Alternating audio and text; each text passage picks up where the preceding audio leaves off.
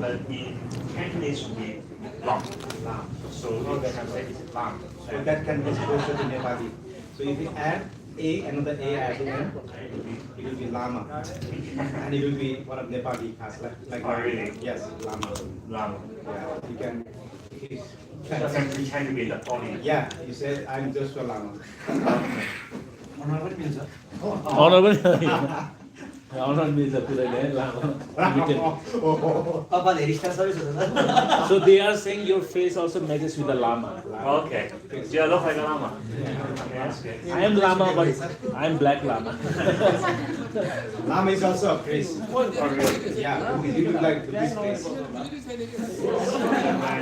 When I go to Korea, You look like people think I'm perfect. Right. When I go to Japan, people think I'm Japanese. Yes. Yeah. When in Hong Kong, people say, you know from Hong Kong. So if you go China, you I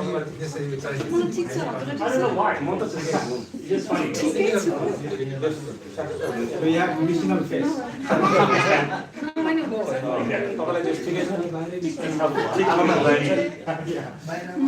We got calling you to carry it. But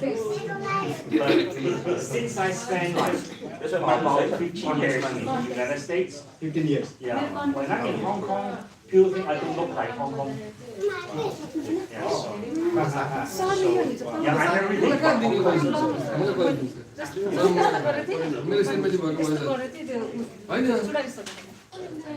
So also people thought same about me when I was in Malaysia. So they said, yeah, I look like Malay local guy when I was there. They were confused sometimes. This is me. I look local guy. And then I went to even Saudi. And then I get to meet with Filipinos. Even the Filipino confused. They thought I'm Filipino. They talk in Tagalog. Except you learn the language. Yes.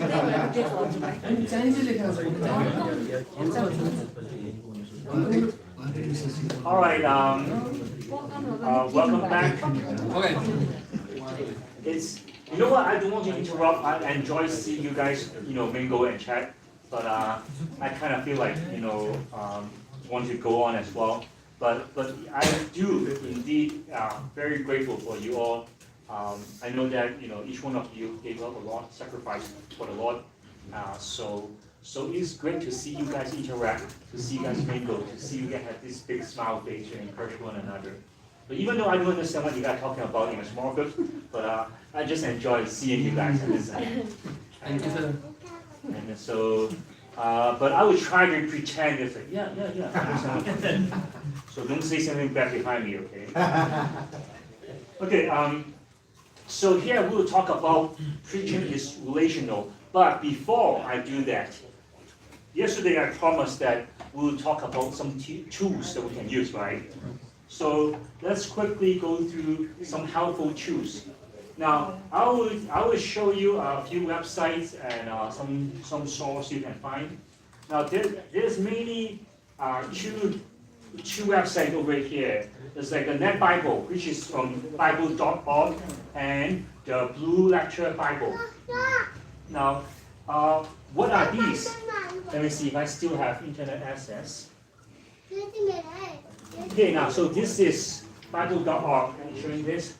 You may, now, not all, but some of the authors here, they have the writings are from related or graduate from Dallas Seminary. So it's something I can trust. Doesn't mean it's always right, but you know what? When you search online, you want to make sure that the source is trustworthy, right? Because not everything on the internet is correct. So this is something that I would say it's relatively safe, and I would say some articles are from professors as well, from Dallas Seminary. So you can just search whatever you want to search. Like say,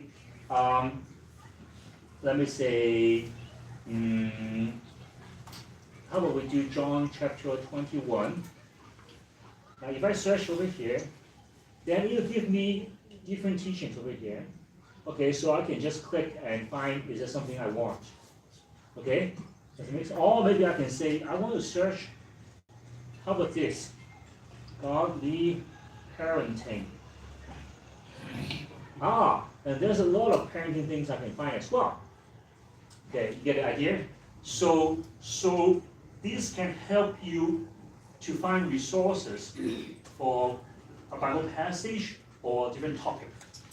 Okay, again, it's not inerrant, but I would say it's quite trustworthy. This is one resource you can find. And from Bible.org, you can click Net Bible. You see that right here? Well, what is Net Bible? First of all, Net Bible is internet. It's free, but it's also net is stand for NET, it's a New English Translation.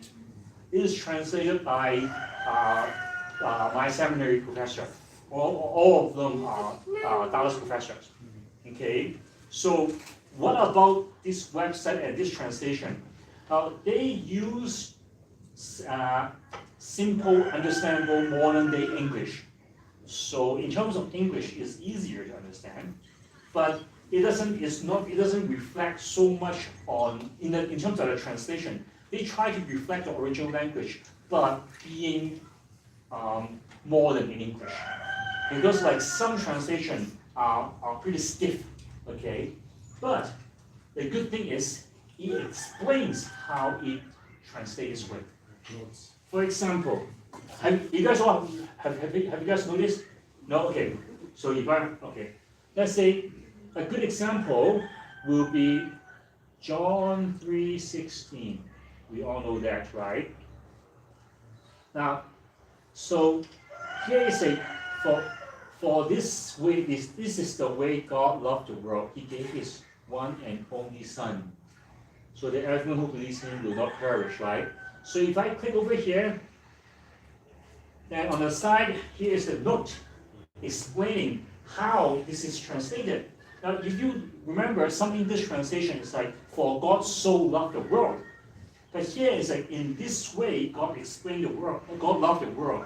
Then it says about, here is like, or this is how much, or in this way.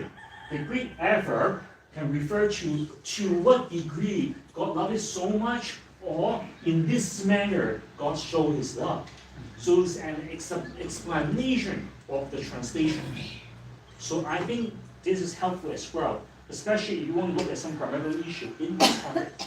Okay? That's just for fun to look at Ecclesiastic a couple of there's like vanity or laments, right? It has everything is fruitful. It is a very long note in explaining what this word means. You see that? So sometimes it can be quite comprehensive. Okay, so the first thing good about Net Bible is it gives you a note on explaining how it is being translated like this. Does it make sense? But the second thing is it gives you an online Bible study note of every single book of the Bible. You see right here,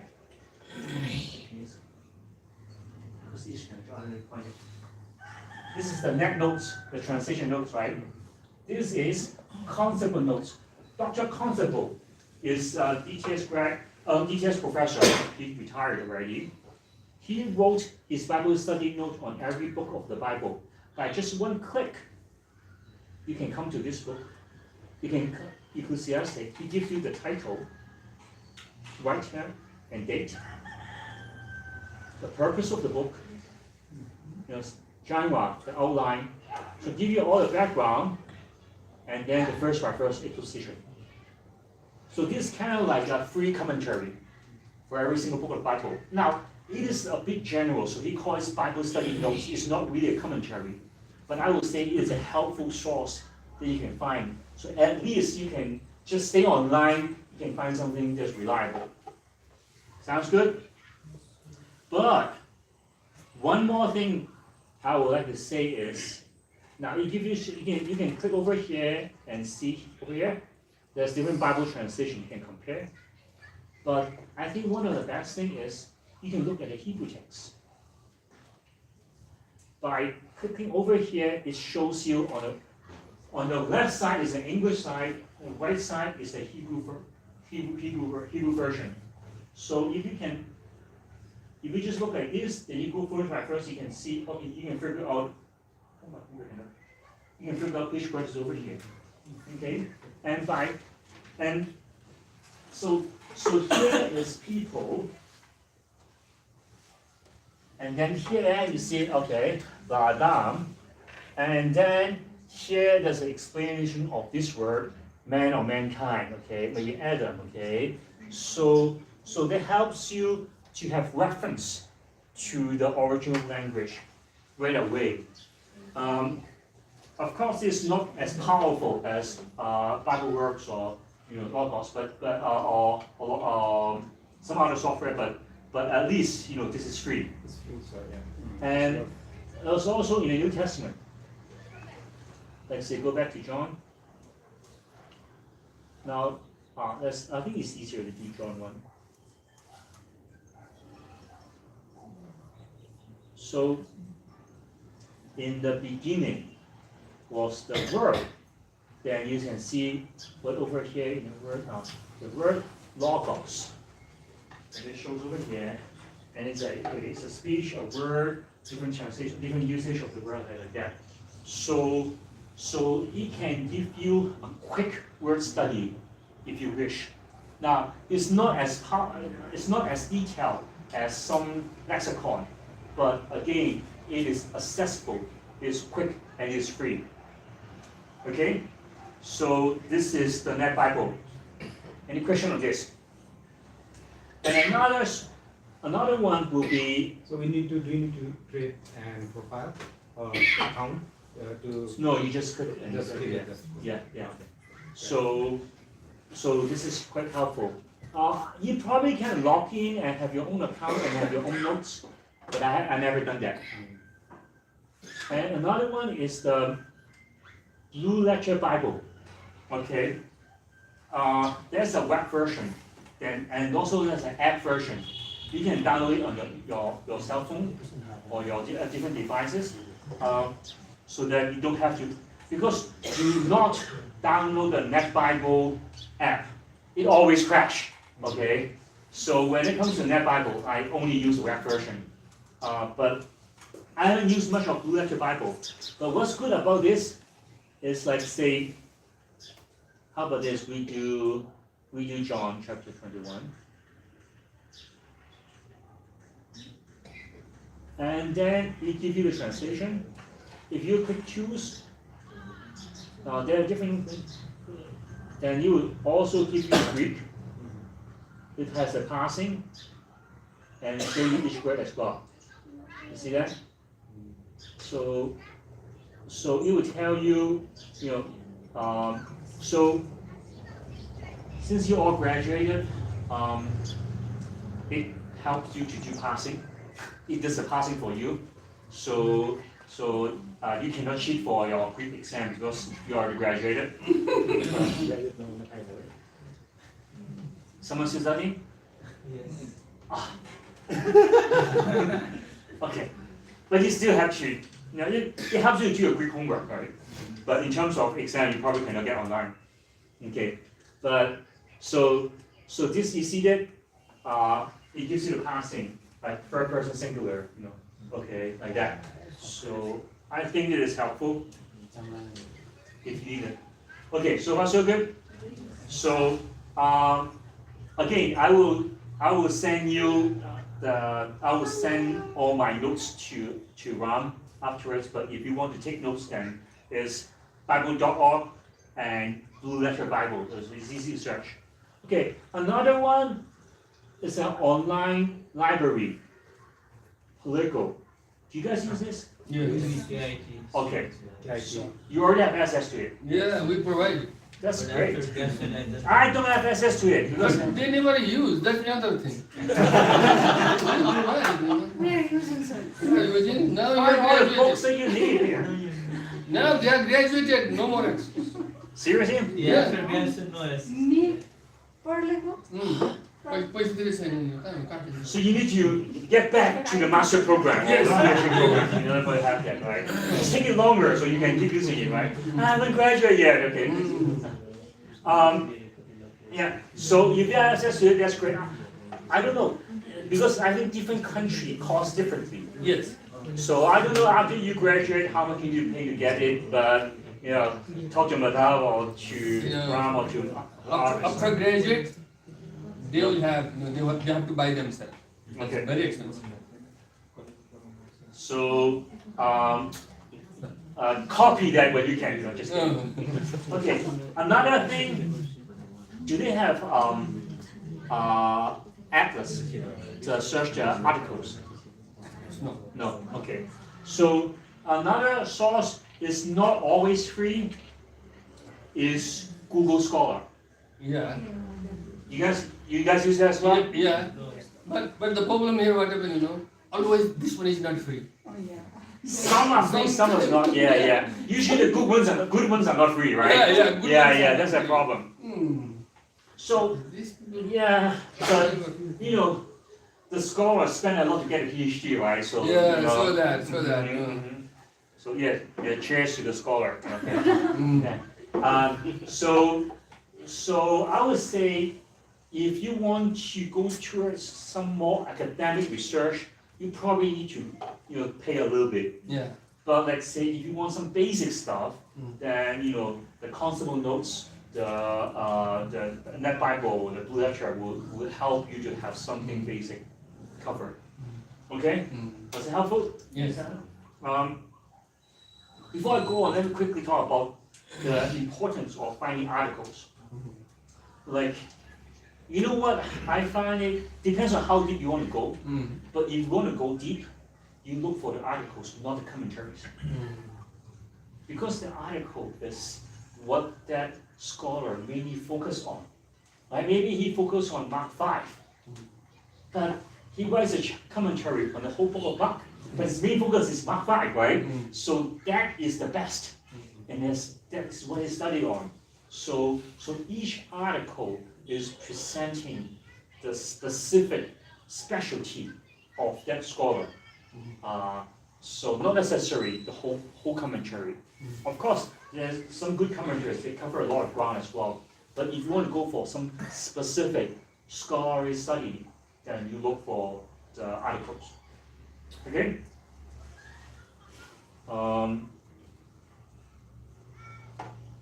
So, besides,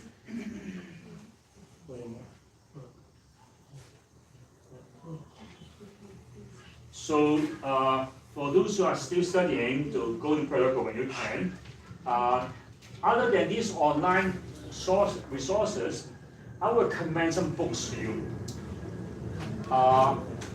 Dr. Abraham Kulafila is who has a big impact on me in terms of preaching.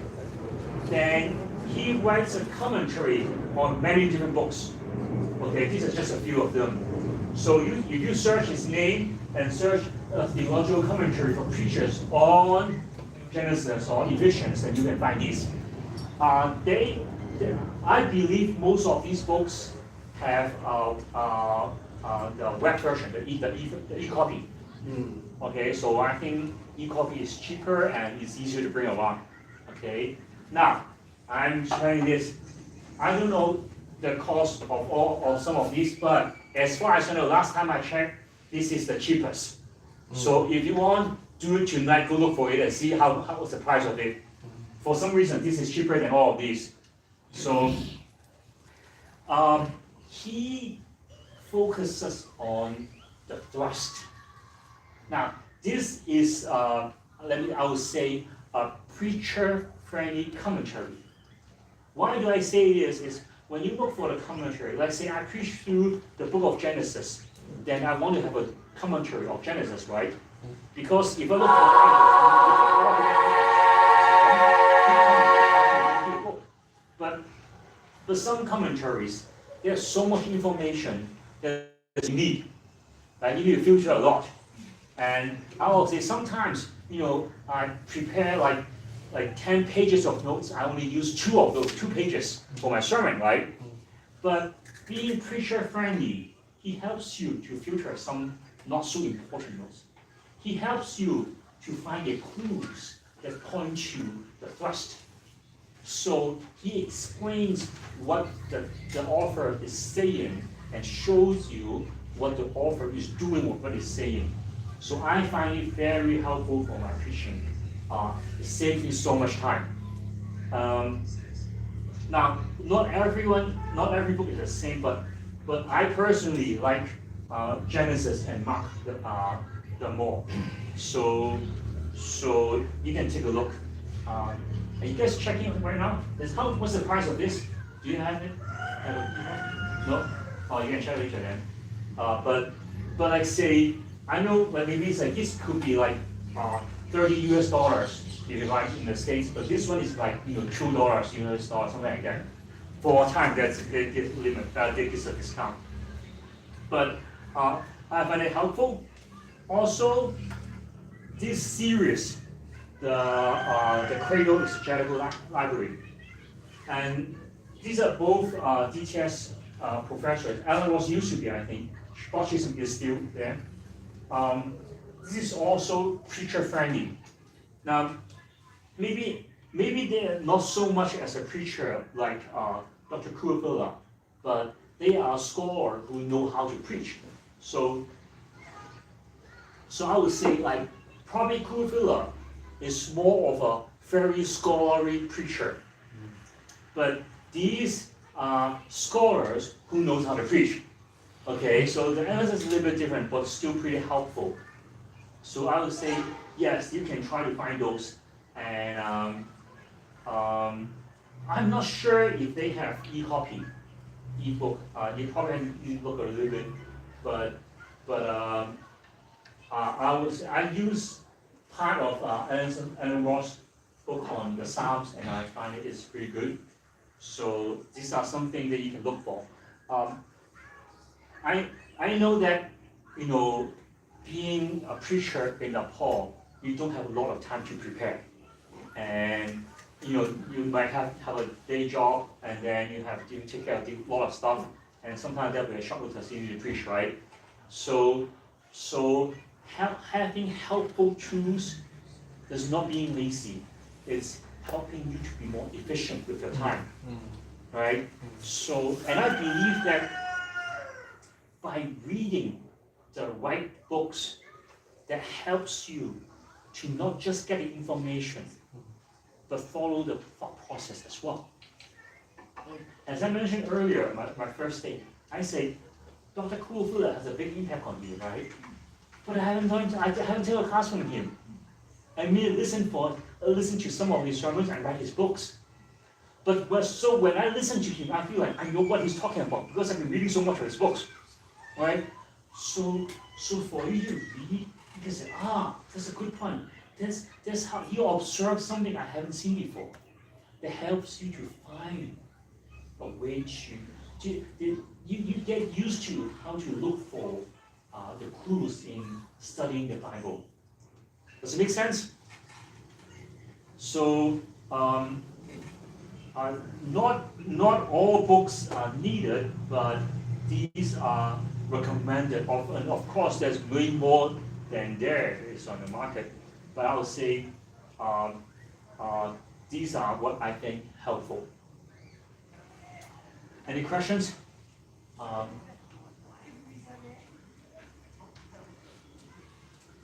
Okay. AI. Now, there are different AIs. Poll, Perplexity, DeepSeek, Google. I believe that you can have a different way. How many of you use one of these? Now, like I think Poll is free from some phone, and you can probably have a web version as this, and it has a lot of different bots over there. Some bots are free, some bots are not free. Okay, Perplexity, I can just get it from my iPhone, from my WhatsApp. Do you guys use WhatsApp? Yeah. Yeah, you you can install Perplexity in WhatsApp, so you can check to that bot through WhatsApp as well. In terms of finding information, Perplexity is probably more accurate than Poe. But in terms of creating different things, then Poe probably is better than Perplexity. I haven't used DeepSeek. It's because I'm from Hong Kong.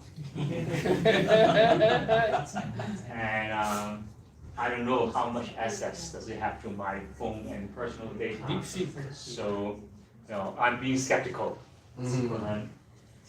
You guys are not on the radar, so it should be fine. What about ChatGPT? ChatGPT is actually, I think Poe is ChatGPT. Boy, that is Yeah. And if you just search Google, the Google AI is pretty powerful and fast as well. Okay, and there's different. Google has a few different bots. Gemini or something like that. So there are lots of different AIs. Okay, but how do you use it for your preaching? Do not tell the AI, say, I'm preaching on the parable of the lost son. Give me a 35-minute sermon. It will give you. You might find it helpful, but I don't like that. Because you have to know how AI works. AI is like have a lot of different straws sucking from the internet to get all the information from the ocean, process it quickly in a few seconds. So what I'm saying is, it is getting everything from the internet. Doesn't mean that means it's not always right. Yes. Right? So first, when you ask the AI, I always ask, what is your source? Okay? And also, I wouldn't want AI to come up with a sermon for me. Now, can I do it on a different way? Like say, if I am learning how to reach out to the community, I can tell AI, I want you to reach out to the community in this district. Tell me about them. Do a fabulous job. Let me know. Or maybe say, hey, I am new to the place. I do not know the culture very well. Give me some tips, what to say to start a conversation. They can do it right away. That is very helpful. Okay, so for you to reach out to different ministry, this is great for doing research for you. But as a preacher, I don't want you to write a sermon for me. Okay, because it's a bot. And it uses sources on the internet doesn't mean that it's always right. And it does not relate to the people that I'm going to talk to. And most of all, it is not spirit-led. It's not. So, remember I mentioned in the first class, what about two sermons? Both are preaching the same thing, but one is spiritual, one is not. Right? But good for research, summarizing. Hey, you know what? If you find an article, but there's like 20 pages, you can ask the AI, summarize it for me. Is it good? Is it helpful? You can see, is it what I want? Then I go to read it. Okay? So it is helpful. Translation. Okay? Some of you might find a lot of source in English, but it's not your first language. You can translate to your own language. That's very helpful. Right? You know what? You might come across as something written in French, but it's like, hey, can you translate to my language? That is helpful as well. Now, for researching, sometimes I can ask I don't always do that, but maybe as it gets more powerful and I learn how to use AI more, it will help me to do more research. But sometimes you can have the AI to help you to narrow your search, so that you know what to do. But I always ask for the source, and sometimes I limit the source. I would ask them, like say, hey, if I want to get Dr. Abraham Kruger's book, but I don't have his book, I ask my bot, I ask my AI, do you have access to Abraham Kruger's book? on commentary on Mark? You can say yes. So tell me what is his view on chapter 8, verse 22. He can help you summarize it. So I can narrow it to a point that even though I don't have the source, he can give me a secondary source on that. Okay, it's not always right, but it's helpful and fast. Like say, you can say that I come across to a difficult passage. I ask the AI, but it might not help me very much. Like say, I once asked it, okay, tell me why does King Josiah die a tragic death? It doesn't help me because it cannot go deep enough to find that kind of theological insight. So if I have a book in my mind, or maybe 3 books in my mind I want to read, but I don't have it with me, I can ask my AI, do you have access to these 3 books? Tell me what's their view on this passage or this issue. So this will be helpful as well. I would say this, AI cannot replace you as a preacher, but AI can help you to be a better preacher, or at least save your time. I will tell all pastors, don't worry, AI cannot take your place. But a pastor who knows how to use AI can take your place if you don't know how to use AI. Okay, so I have to say, this is something we need to learn. It might not be how you grew up with, well, none of us grew up with AI, but it's going to change our world. And I have to say, I'm learning how to use it, just beginning. I have to keep learning because it's happening so fast. 2 years ago, only maybe OpenAI is there, ChatGPT. Now there's so many different bots, right?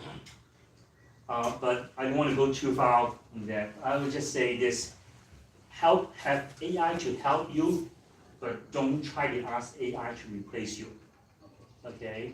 I did test my bot, my bot, I think it's from Paul. I asked him something about Greek aorist tense, and it was incorrect. Because you know what? It finds the most common resource, right? So maybe many books talks about this, but many they're only talking about the basic of the grammar. It's not going into depth. So, but AI is keep going, and I'm only asking the free AIs, right? Those who cost money is probably more powerful, but so it's happening so fast. You might not need a library anytime, sometime later. But at this point, if we don't have free access to all the books that we have, then that would be helpful. Any questions? So I would just say this. I haven't even go to what I'm trying to say. No matter how fast AI develops, there's one thing AI cannot achieve that you can. Is the personal touch. Now, I know some people are using AI in a good way. Like say, in Hong Kong, the students have so much stress, the suicide rate is getting higher and higher. So I know a Christian professor in computer study. He is helping people to develop an AI as a talking friend to those students. Because those students don't want to talk to people, so they talk to an AI. That AI can help kind of like counseling and help that person to commit suicide. I do have heard about a case that someone actually asked an AI, shall I commit suicide? That AI didn't say no, and he did jump. So not all AIs are the same. But even though this AI is helping you as a counselor, it still doesn't have that physical touch, doesn't have this real relationship. So being relational is something AI cannot replace. As it gets more and more advanced, people are more and more used to being in touch with the computer, with the chatbot, with the AI. but they might not feel like they need personal contact, but the real need is still there. And you being able to relate to them, it's something invaluable, irreplaceable. Any questions on different sorts of resources? That brings me to, oh yeah, one more thing. AI can help making slides presentation.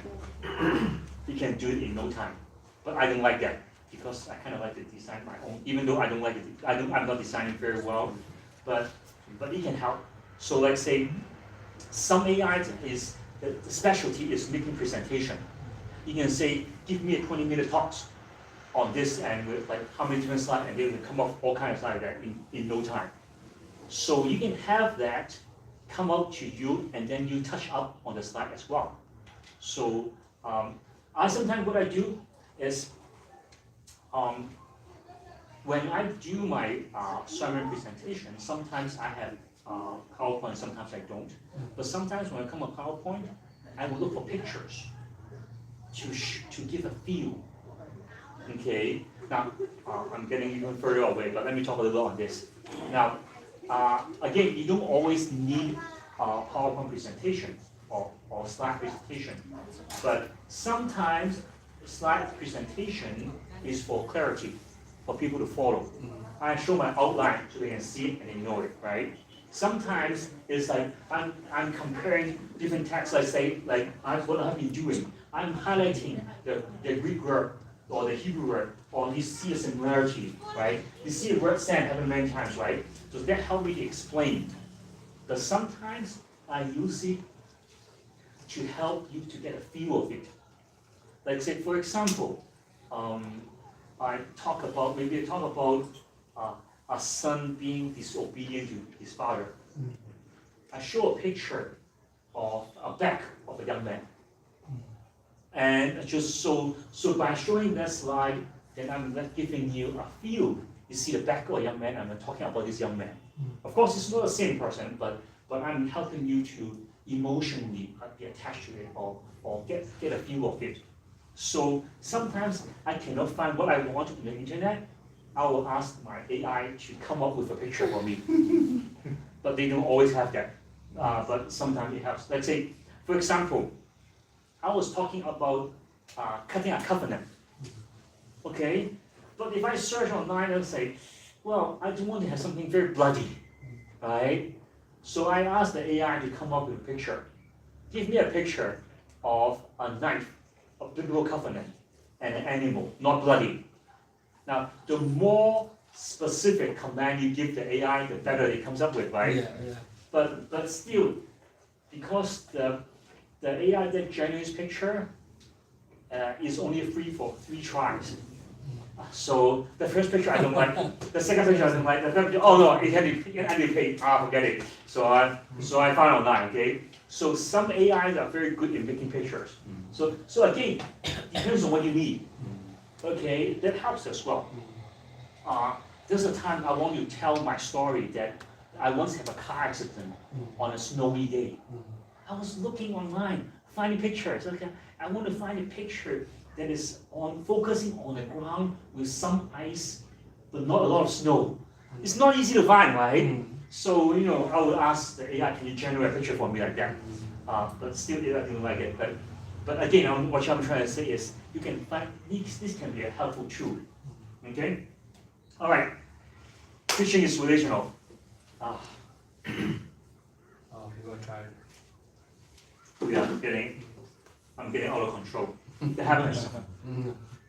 Okay, as I said, AI cannot replace you being relational, right? What is a good sermon? We talk about on the first day. The true, clear, interesting, and relevant. Being able to relate is interesting. It's more engaging. And also, it is convincing for you to make what is relevant to them, to make it more convincing. Being able to relate helps you to be more convincing. Let me ask you this. How will you try me to convince me to have Nepali food in terms of Korean? I saw that there's a Korean restaurant nearby. Okay. Now I am here all the way from Hong Kong to Nepal, and I tell you that, oh, for tonight's dinner I want to have Korean food. You try to convince me not to have Korean food, have Nepali food. What will you say? We explain how Nepali food are made. Okay. And the benefit of spices or something. Oh, Korean food, sorry, you already ate in Hong Kong. This one. Why did you taste Nepali food in Nepal, you know? Very cultural setting. Okay. We explain the difference between this food and that. Okay. So you explain to me how Nepali food is made, with the ingredients, and I can get Korean food in Hong Kong, but not good Nepali food in Hong Kong, so I should do it here. Anything else will you say? I would say, okay, let's go try. Just bring me along. Okay? Kidnap me, okay? I'll try along the way. I'll Okay. explain.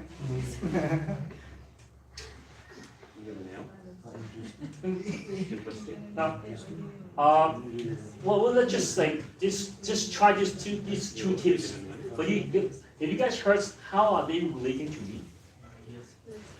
Just go try. It's just bring me, eat with me, right? So it's by relating to me, you try to convince me.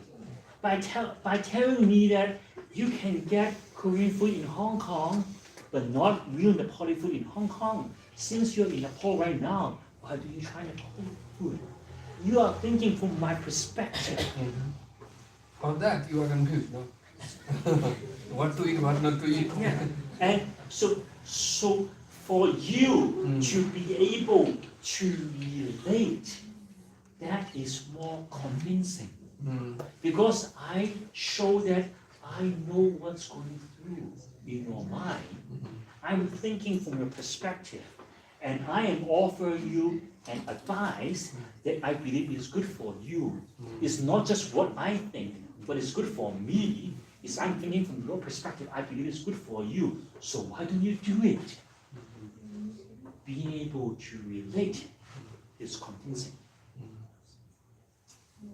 When I see that you can relate to me, think from my perspective, I feel more connected to you.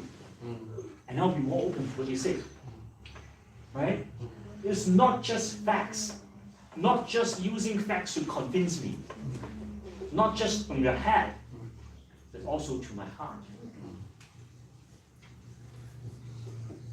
And one very important element in terms for you to relate to others is emotion.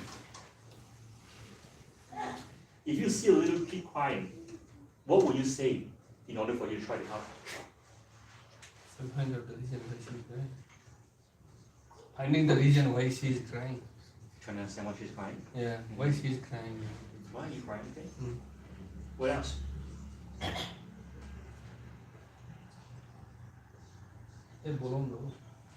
What would you do if you see someone crying? I go and just hug her first, you know. Then people they will say that you are going to, misbehave the baby. No. Depending on the relationship, right? Can you offer a physical touch? Yeah. That I cannot imagine that one. You go hug and then just comfort her at first, and then later on when she calm, then talk more. Think about this. If you see a kid crying, it's very important for you to address the emotion, before you can help, right? Yeah. You can say, don't worry, I'm here. Can you tell me what happened? I was like, why are you sad? Did someone hurt you? Right? Are you scared? Can you not? It's like, is your mom not around? You try to go to address the emotion, right? Remember, there was a time that I went to a wedding for my high school friend's wedding. Okay. After the wedding, then I was, leaving with my friend. and we're just talking on the way in the train. And then there's a little girl, I think it's about 7, 8 years old, and her mom left the train, but she was too slow and the door closed. And she goes, "Oh, okay, there." Now, then my friend, being a mom, she just waved to that mom, said, "Don't worry, I'll call." So she gave her the phone for the little kid to call mom, and then we just say, okay, we get off the next station, we wait with her, wait for the next train, mom will come up, okay. But as we are talking, I said, you know what? It's usually in Hong Kong the train are very fast. It's like 2 minutes and there's the next train, so it's only a 2-minute wait. But she starts to have a white water in her eye. She's crying. Then what would I do? I was like, are you worried? Mommy will come again. And it's just a few minutes, or maybe no, in 1 minute, she's coming up soon. Now if the next train comes, she's not here, we'll call her again. We'll make sure you will see your mom. Don't worry, you will be safe. For me to address emotion, to let her know that I know you are scared. I know you are worried. And I let her know that, don't worry, I have different solutions for you. So that you don't need to be worried. You will find your mom. It is by addressing her emotion, telling her that I know what is going through your mind, and help me to relate to her, help her to feel connected, right? So it's very important for us to address the emotion. I'm going completely out of time, but if you guys need to leave earlier, you know, I try not to rush too much because, okay, let me do this. Address the emotion of the text and the emotion of the people. The Bible is written by different people to different people, and it is full of emotion. And we need to address the emotions of the text and the people. Emotion is powerful, can move us to action and help us remember. Most of our strong memories are attached to strong emotions. Think about this. What are the things that you clearly remember? It usually comes with a strong emotion. Right? I graduated from seminary. Yeah! Well, it's because you are happy, so you remember that, right? You remember maybe the first time you were able to ride a bike. I didn't fall, and your parents are cheering for you. That's coming with a strong emotion. That's why you remember that. Maybe it's like my grandmother on her deathbed, what she said to me. I still remember that picture. I still remember her voice. You know, strong emotions give you strong memory. Is usually what we remember the most is usually what comes with that strong emotion. So, for us to preach, to be able to not to manipulate the action, the emotion, but to address the emotion, that can help them to remember the sermon much more stronger. And also, it's like that helps you to convince them to react as well. I once read about a professor who taught preaching. He said one of his students gave a perfect sermon, so good, but he's so emotionless. There's a big problem. He does everything so well, but there's no emotion. So it's like, what do I bring to teaching? You just have all the tools, but so cold. Right? It is very important for us to know emotion is powerful. It's part of our life. And we cannot ignore that. Now, we have to first ask, what is the emotion in the text? How would Peter feel when he heard the third rooster? Don't just quickly go through it.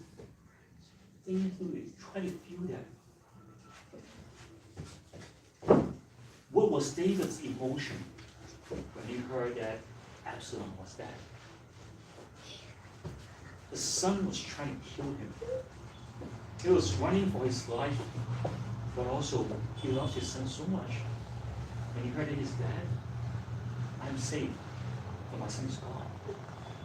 What kind of mixed emotion he had? What's in Esther's mind? And she said, if I die, I die. Was she angry? She said, okay, if I die, I die. I don't care. Or it's like she's bravely saying, even though if I die, I'll do it anyway. No, different emotion will be differently, right? So we have to ask, what is the emotion in the text? And not just the narrative. What about the Psalms? When the psalmist say, but I'm a worm and not a man, a reproach of men and despised by the people. What kind of emotion the psalmist is going through? How desperate he is, how depressed he is, and crying out to God. If we don't think about the emotion of the Psalms, don't preach the Psalms. The Psalms are full of emotions, right? What about 1 Thessalonians? When Paul said, we give thanks to God always for all of you, making mention of you in our prayers, constantly bearing in mind of your work of faith, a labor of love, and steadfastness of hope in our Lord Jesus Christ, in the presence of our God and Father. How Paul loved them and longed to see them. And you remember that in Acts, it tells us Paul had to leave Thessalonica suddenly, right? There was a riot, so he has to go. He didn't get a chance to say goodbye to the church over there. So for him to write this letter, oh, how much I miss you guys, how much I love you, how much I pray for you, and give thanks to God when I think of you. What kind of emotion? We have to ask, what is the emotion in the text? Well, then we also should ask, how shall I feel about this passage? Okay, what do you think the emotional response of the original recipient of the biblical truth? What was their reaction when they first heard it? And why do you think so? How would the audience think, the original audience? Then you ask, what metaphors best capture the meaning of this passage? And how can we use that metaphor to address the emotion of the text as well as the meaning? Now, we might use different illustration. Sometimes we use illustration to explain. Sometimes we use illustration to motivate. We can also use illustration or metaphor to let you feel the text as well.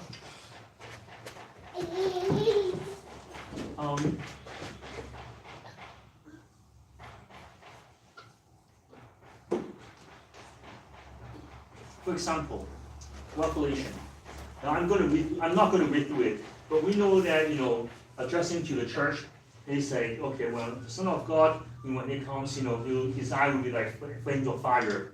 But you have to notice, verse 20, I have this against you, that you tolerate the woman Jezebel.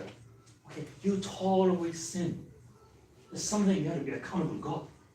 Okay, I give her time to repent, but she does not want to repent. Okay, what do you think? What are you going to do now? What are you going to do after tolerating sin? What metaphor will you use on tolerate?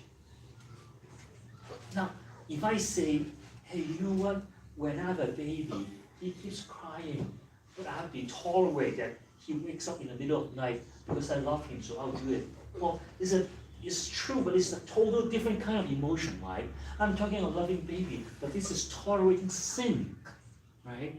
So it will be a right illustration in terms of illustrating what is tolerated, but a totally wrong metaphor in addressing the wrong emotion. So we have to think, what kind of emotion I want to address? Not necessarily to stir up, not necessarily to manipulate, but I want to show what this text, what kind of emotion is bringing to the audience, and what emotion I'm bringing to my audience. So, address the emotion of the audience. Now,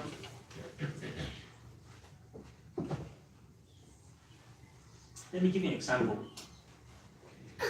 There was a time I preached on Ephesians chapter 1. And here, Paul talks about that I keep praying for you, right? And then verse 17, that the Lord of God, Jesus Christ, the Father of glory, may give you a spirit of wisdom and revelation in knowledge of Him. So Paul is praying that you will have knowledge of God. I pray that, verse 18, I pray that the eyes of your heart may be enlightened, so that you may know what is the hope of His calling, and you know what is the riches of the glory of His inheritance in the saints, and what is the surpassing greatness of His power towards us who believe. These are in accordance with the working of the strength of His might. Paul is praying that the Ephesians will know more and more of God, and they will see God's glory and majestic power of God. So how am I going to address it? I bring it up and I preach on this. I show up as a singer in Hong Kong. He is very popular. Probably none of you guys heard of him, but he's probably the most popular star in Hong Kong. And I said, I've heard about him. And for many of them, like pretty much all of the audience know him. And then he do not just, he's a singer, he's an actor, but his fans do not just listen to his songs, do not just watch his movie, they study his life. They are so, because they think he's a very humble guy, very good, nice young guy, very polite, and just they like his character. And they study so much that they know when he was young, he was a fat boy. Okay, so he was being bullied, he has a slow self-esteem, but how he come to become who he is right now. And then even though some of you know that how he likes to play basketball in his spare time, and how he plays basketball, his playing style. So even though they like him as a singer, but they know him more than a singer or more than an actor, they didn't know his life, know his personal time. And I was like, you know what? Like his fans has a stronger desire to know more about him than many Christians who have a desire to know God. Now, I'm not trying to put down on them, but I'm just showing that what is a strong desire to know more and know more. Like his fans has a strong desire to know more about him. It's not enough, I want to know more. Shouldn't we all have this desire to know more about God? That is Paul's prayer to the Ephesians, and it is my prayer to the church. I wish you all have this strong desire. I want to know more about God. I want to see more of His glory. Now, this is addressing the emotion of the audience. Does it make sense? Let me give you another example. When I say we all have our failures in following Jesus, now it's not going to be a joyful emotion. Then maybe I will share from my personal experience how I fell and get back up. And I allowed you all to relate. Now, how I fell may not be how you fell, but when you hear a specific example of someone failing, you can relate in how you fell. So that will recall your memory and emotion. And we see how can we continue to get back up and follow Jesus again. That is also an example of how to address the emotion of the audience. Let me give you one more example. This is 2025. 2024 was a tough year for our church. We have many funerals. And many of our brothers and sisters, their parents, they passed away. And some of them was sick for a long time. So we visited a few times, and go through the whole thing with them. And one brother that he has his dad passed away, and then a month later, his father-in-law passed away. So it was tough for the family, right? So after a tough year of 2024 and 2025, the beginning of this year, I preached on Ephesians chapter 1, and I start with Happy New Year. The first thing I said when I got on public, I said, Happy New Year. Some respond and say, Happy New Year, shout back. But some already know that sense is, I'm not going to do that. That's not what I'm trying to do. And so I say, Happy New Year. It's not wrong to wish to be happy. It is great to feel happy, and it's great to see everyone. It's not something I want to confront, but it just tells us more about ourselves. Happy New Year. It states our dream, our desire, our goal for our lives in the upcoming year. If there's one thing we want out of this new year, we've been taught, it's a Happy New Year. There's so much, this phrase, it tells us so much about what we think and feel and experience. How this little phrase reveals our deepest convictions.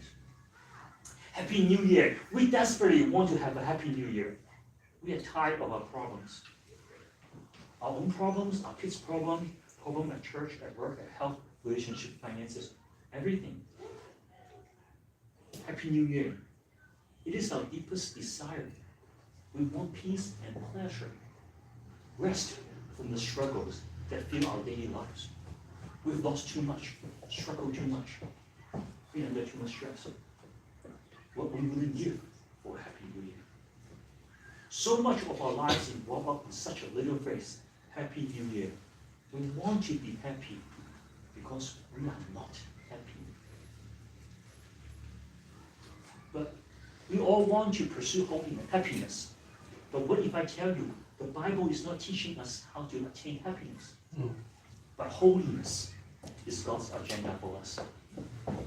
The gospel has very little to do with our own personal struggle for happiness, and everything to do with God standing on God's own image in our hearts. We are chosen before the foundation of the world to be found blameless in love before Jesus Christ. It's by addressing the emotion, we show love to the flock. We know them, we relate to them. And by going through this, our desire want to be happy. I'm telling the congregation, yes, we know that last year was a tough year. Last year was not happy. We lost too many lives. It's too much sadness. And we want to be happy. But you know what? We might not be able to attain that. While we are not happy, we can still pursue holiness. We can be holy. Let's see what Ephesians 1 is talking about. How God gives us, molds us into holiness. So when we address the emotion of the audience, we connect with them. So far, so good. Any questions before I go on? There was a stretch out, raising your hand. It's funny that every time when I ask this question, someone will motion, but it's not.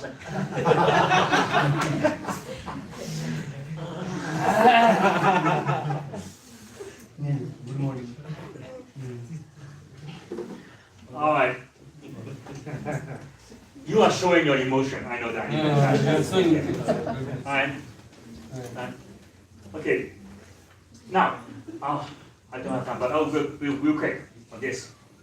Preach tragedy. Sometimes we have to know that we can preach tragedy. Not every sermon has to be therapeutic. We do not always have an easy way out. As a pastor, I don't always have an answer to your problem.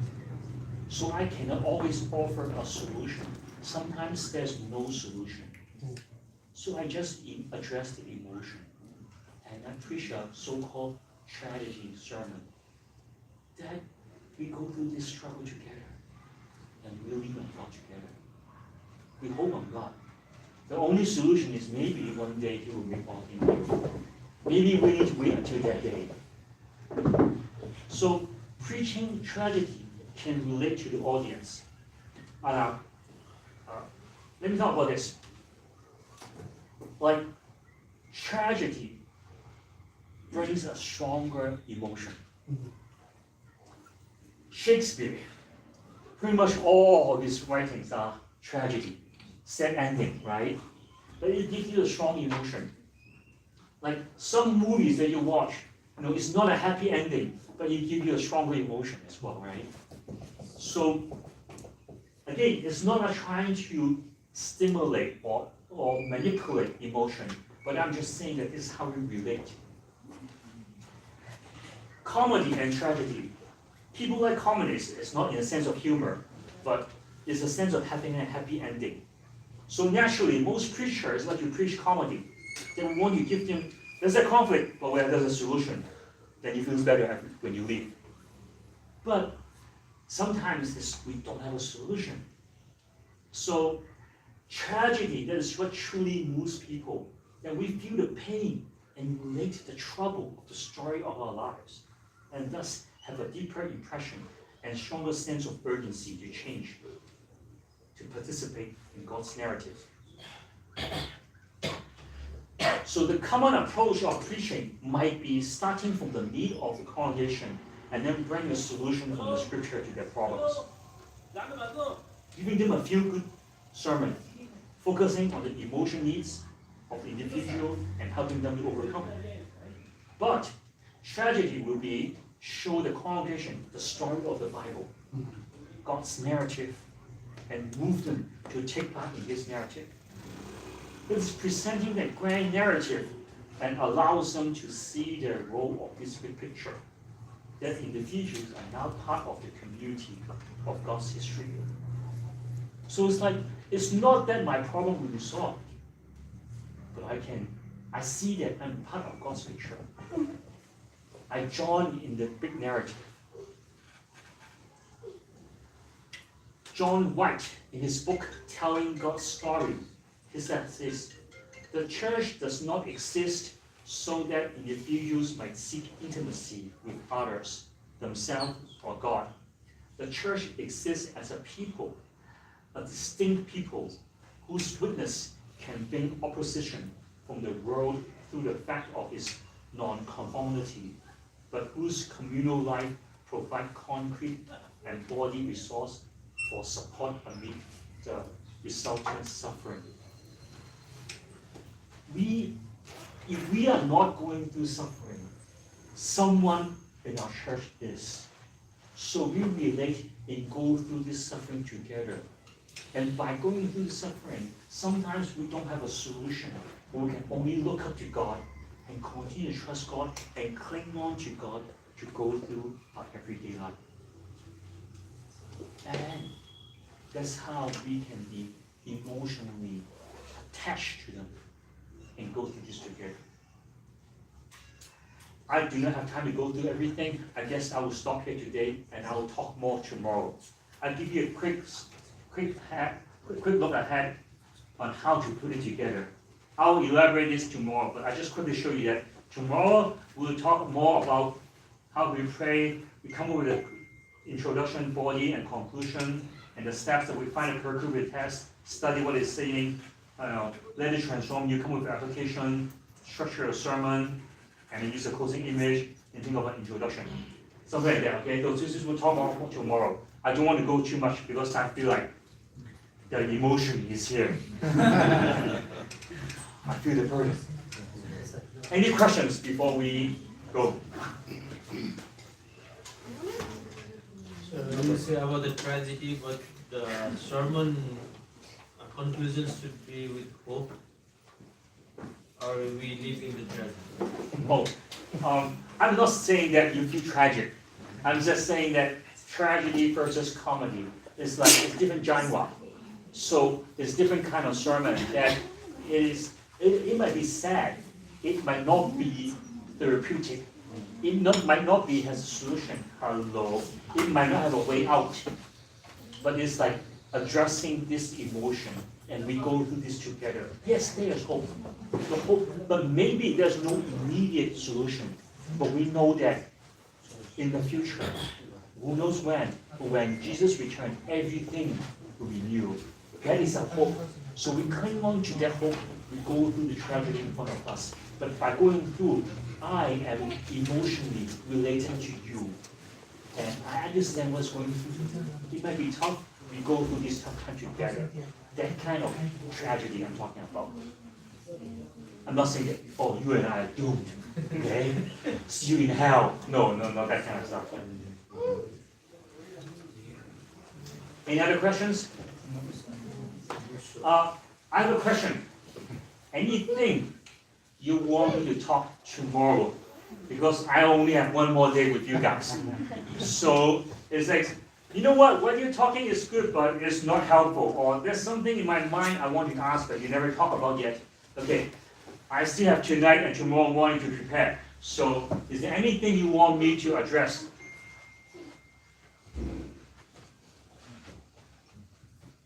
No? Now, that's the plan. Tomorrow, I will quickly go through how to put it together, like in constructing, preparing a sermon. And then, I will talk mainly, I give you some examples in exposition. Mainly in narrative and episode. Now, because I cannot address all, but I think these two are the most common genre. Right? If you can handle Old Testament narrative and New Testament narrative and New Testament episode, you cover quite a lot of books, right? So I want you to have something that you can feel comfortable. Say, yeah, this is an example. I know what to do right now, so I can. You know what? If you can feel comfortable in preaching narrative and episodes, you have enough sermons to preach in the next 5 years at least, right? So hopefully by demonstrating how I do it will be helpful for you to see how to put it together. Okay, so I will talk about the concept, the process of preparing, and I will give you the product of how I do it. And then you can ask me more about my preparation. So I hope tomorrow will be kind of like, I will talk about preparation, and then you kind of hear me preach a few different sermons, and then I hope then from then on it's our interaction. Then that will be it. Sounds like a plan? Yes. So Yes, about the selection of the text, how we selection of text. Select of the text. Yeah. So- We go by like Bible study wise, or we can how we. Okay, that's a good question. I'll try to address it tomorrow. If I don't, you bring it up tomorrow again, okay? Anything else? Thank you so much. You are very patient. How many of you will not be here tomorrow? Okay, so those who will not be here are not here right now. Okay, so that's good. So, okay, how about any closing prayer, okay?